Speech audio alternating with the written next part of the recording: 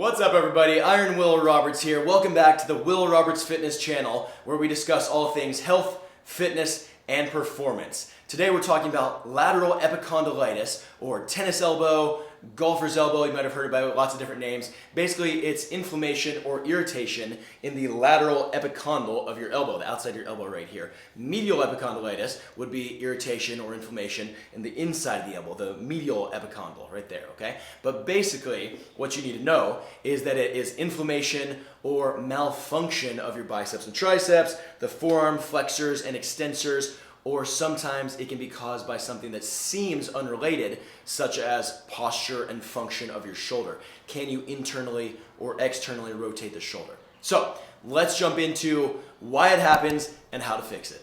All right, now as we jump into this, we want to make sure that we're not just spot treating this issue like it's an issue by itself. There's always a cause and effect. One of the things that separates good trainers from great trainers and coaches is the ability to look at the cause of issues, not just the symptom of issues. So if you're having pain in your elbow, we want to stop and look at why that's happening. I can help you get that out of pain, but if we don't address the origin of that problem, you're just gonna get the pain again down the road, either soon or later, okay? So, disclaimer here, we want to address what's upstream or downstream, to use a Kelly Starrett term here, from the pain itself. So if I'm getting pain in my elbow, often that comes from the inability to internally rotate or externally rotate my arm or my shoulder, okay? So limited shoulder range of motion will eventually cause pain elsewhere, often the elbow or the lower back, because you're having to compensate for not having this range of motion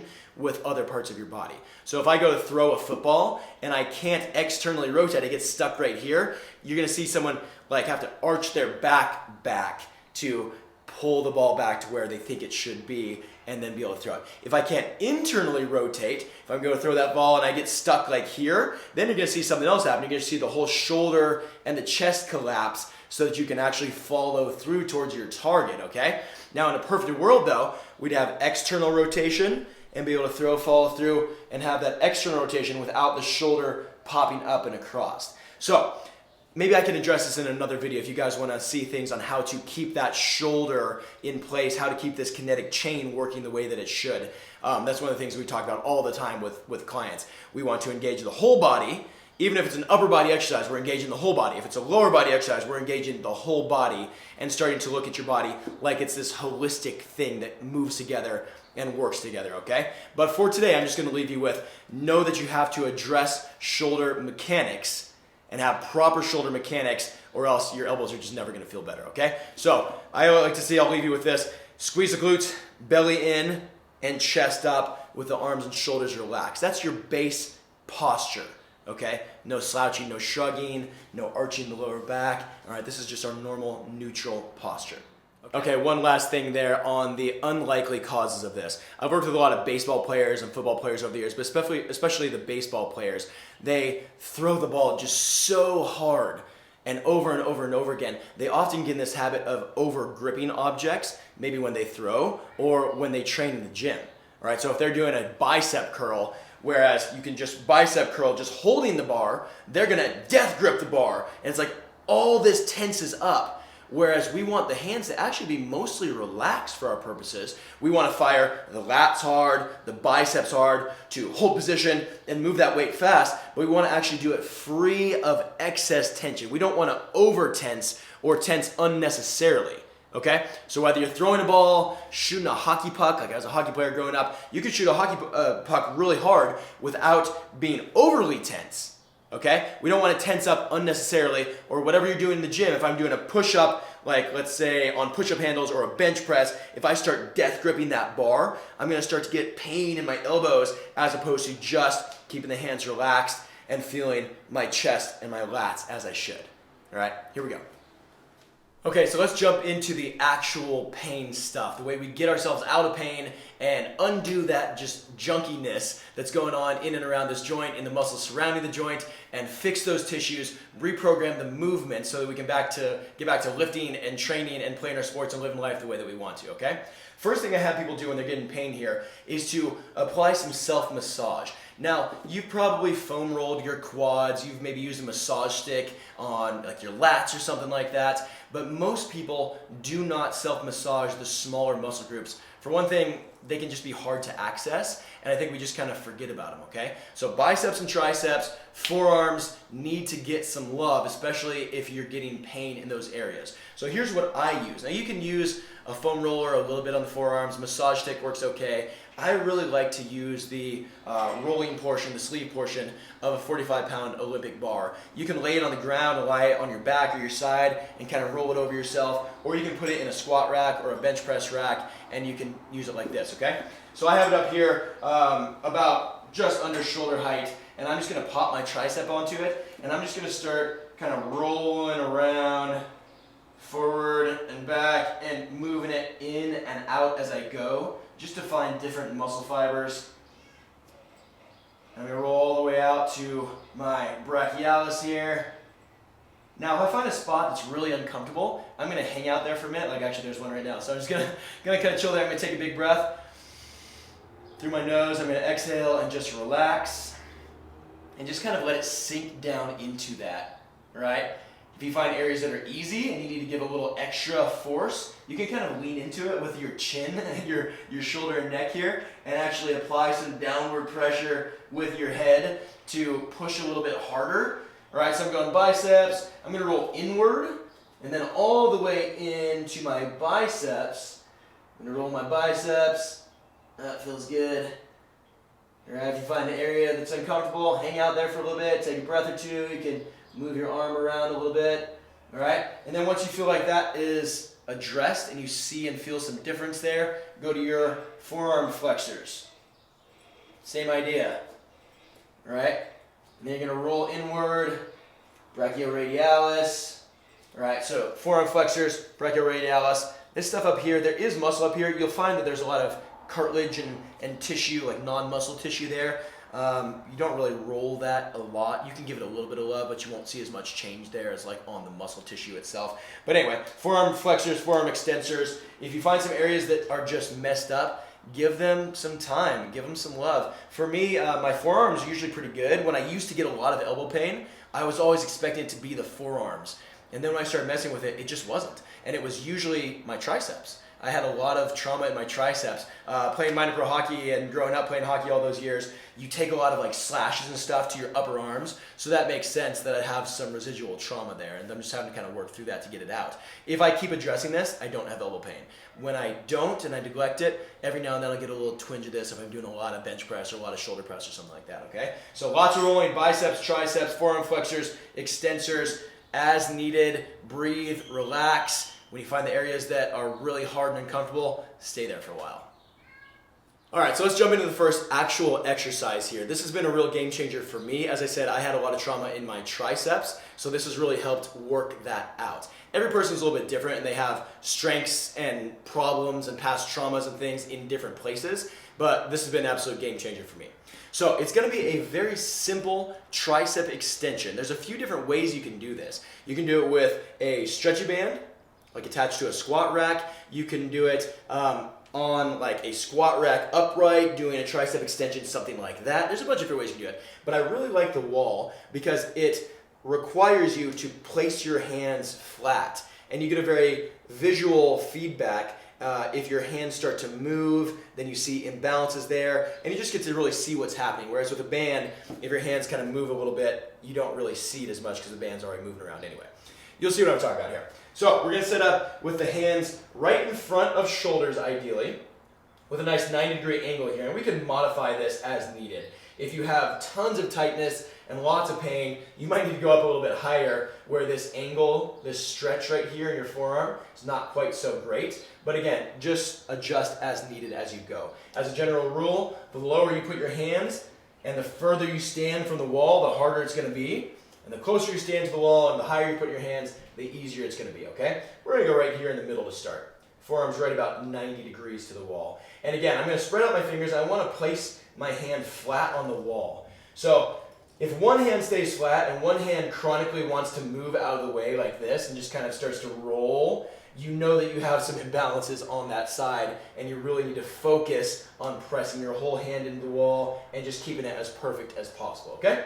So, I'm gonna step back from the wall just a little bit. I'm gonna stand up tall with my chest up, so no shrugging, no slouching, and I'm going to pull down into this tricep extension position, and I'm gonna go as deep as I can without pain, okay? So if at first you can only go a couple of inches and you're like, oh, and it just collapses and gives you lots of sharp pain and stuff like that, don't go that deep. We only want you working in a pain-free range of motion. That's important because when you get pain, a lot of bad stuff happens. Your brain starts to recognize a movement as something that's hurting you, and so a lot of times your brain will inhibit you from continuing to do that. It can actually get worse, okay? So we just want to only work through a pain-free range of motion. You'll get better fast. Each time you do it, it'll get a little bit better, and you'll be surprised how quickly this makes a difference. But pain-free range of motion only, super important.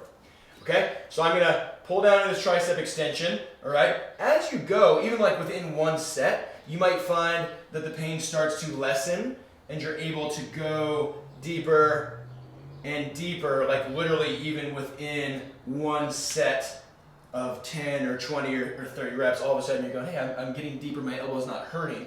There's a lot of reasons for that. We're lengthening the muscles there. We're also sending a lot of blood flow, so you're gonna feel this nice warmth sensation, and a lot of good stuff happens. Okay, so if you're able to get deeper without pain, that's great, go a little bit deeper. We're gonna work until eventually you can get your elbows all the way to the wall. We're gonna work through that whole range of motion.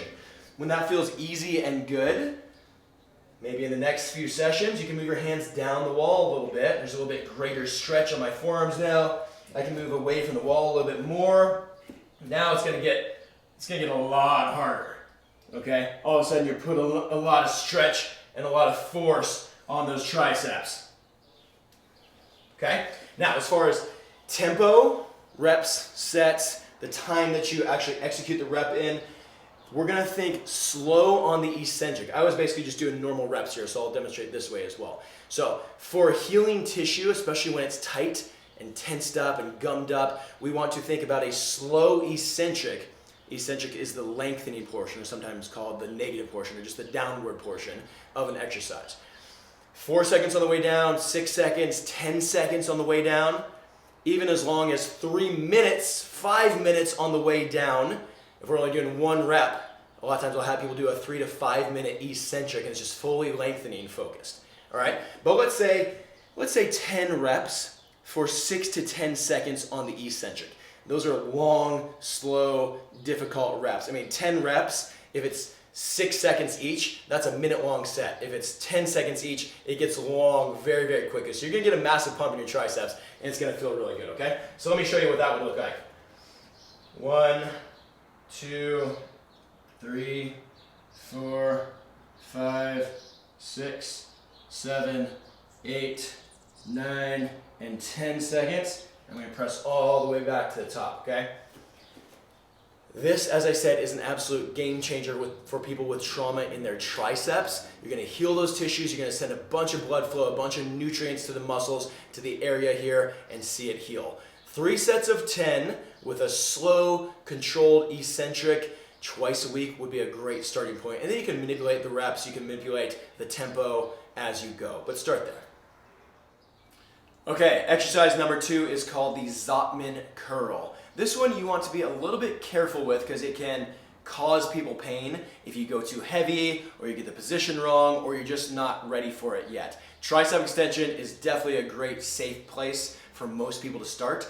Zotman Curl, when you feel ready for it, jump in. Keep it super light at first, okay? Like super ridiculously light.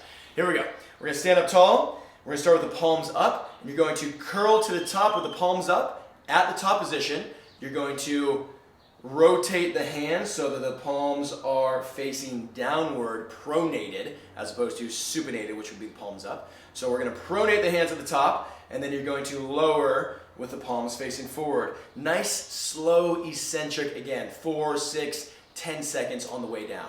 Curl to the top with the palms facing up, rotate the palms facing forward, and then you're going to slowly lower under control. Palms facing up on the way up, lower under control. Okay, you can get to where you go heavy on this, absolutely, and you should, but certainly start kind of light. And again, the point of this is not necessarily building muscle per se, though that probably will happen, especially if you've neglected some of these areas.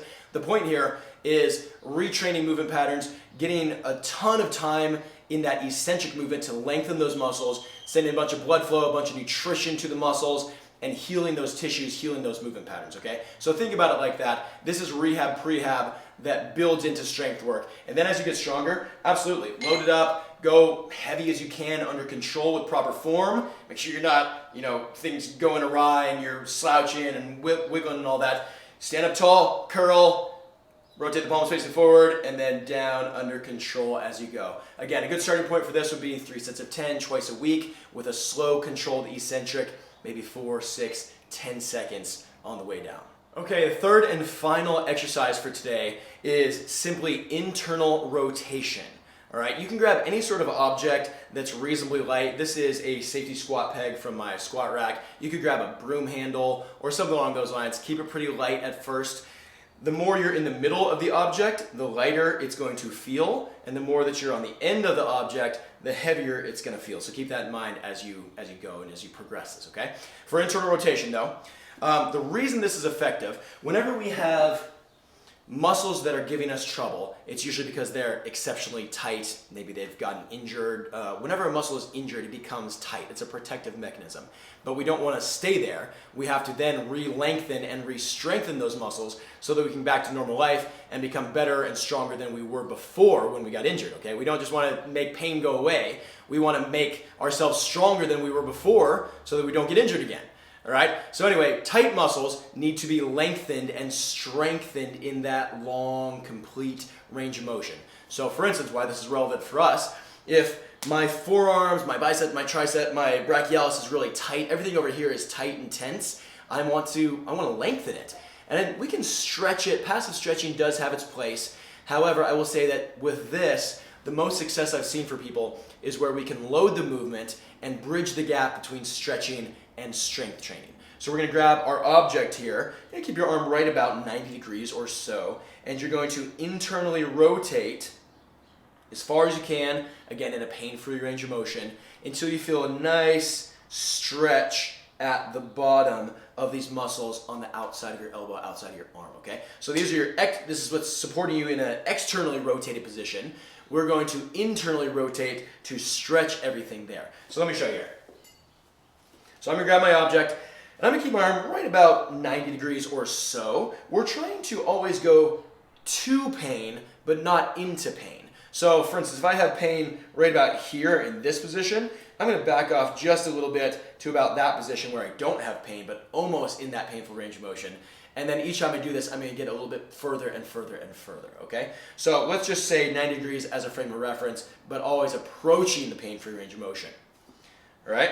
So I'm going to stand up tall, and I'm going to internally rotate, slow and controlled, on that eccentric or lengthening movement until I feel a nice stretch here through the outside of my elbow. And then I can actually give myself a boost back to the top with my other arm, okay? So since a lot of you might be starting with pretty severe pain there, don't feel like you have to do that on your own. You'll get there, and that's great, but you're welcome to give yourself a boost back to the top with your other arm, and then just allow yourself to work on this slow, controlled, eccentric movement. All right, we're looking for 4, 6, 10 seconds on the way down.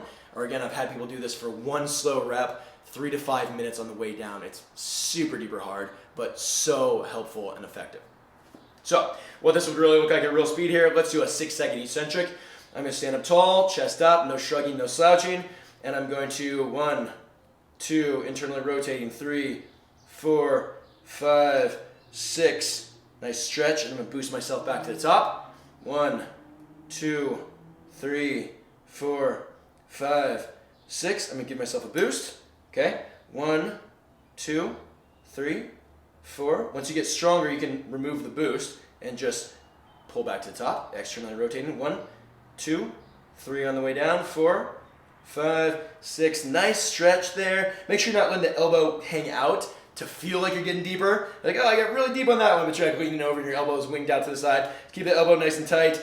Come back to the top. Okay? So 3 sets of 10 is a great starting point. Nice, slow, controlled eccentric, 4, 6, 10 seconds, or maybe building up to even longer than that, 3 to 5 minutes on the way down for one single rep. Do this twice a week.